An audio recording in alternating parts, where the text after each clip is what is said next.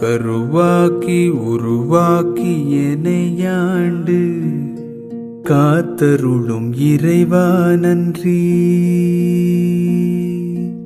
எங்கும் நிறைந்தோனே எல்லையிலாதானே எங்கேயும் எப்போதும் என் குலம் காப்பவனே. நெஞ்சம் துணிய துணையாய் வருவாய், நேர்மறை உணர்வுகள் பெருகிடச் செய்வாய். உடலில் உறுதியை பெரிதாய் தருவாய், உனை உணரும் அறிவை என்னுள்ளருள்வாய். சுற்றமனைத்தும் காப்பவனே, செய்தொழிலில் ஏற்றம் தருபவனே,